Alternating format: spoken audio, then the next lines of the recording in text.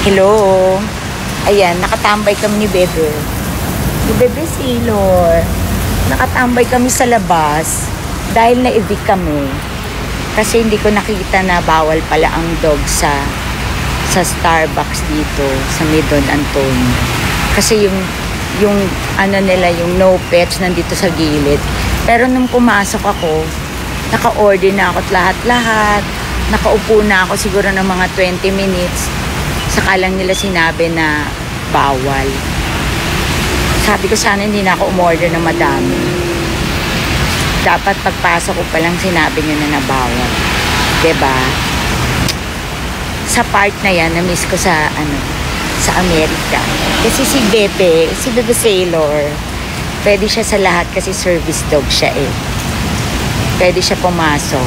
Ngayon, kami ay tambay sa labas. Sa labas,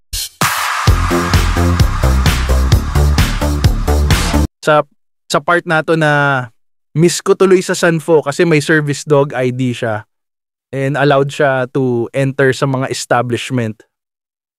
Basta naka-cart lang siya. Sa iba naman bawal cart leash lang. Pero masasama mo naman siya sa loob. Behave naman to, sanay to sa public establishment. Kasi pinatrain ko naman to, nakarinig lang ng bell kaya tumahol ng isang beses. Hintay kasi namin yung car, pinapa-change oil and tune-up. Saad kami tuloy ni Sailor. Doon na lang kami sa quick clean. Mamaya, pumayag si ate girl na tumambay si Sailor doon bilang mag-gym ako. And naglalaba si Yayi. Thank you din kay Kuya Guard sa salad stop. Binigyan ako upuan para di ako nakatayo. Kalerki. To Starbucks.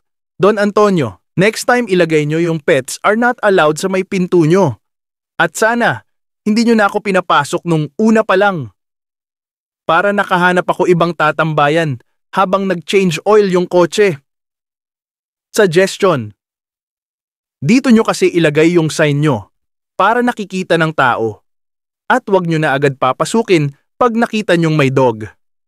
Ito ang captions ni concert comedy queen Ay de las Alas nang ibinahagi niya ang nakakadismayang karanasan kasama ang kanyang pet dog sa Starbucks coffee shop nitong isang araw.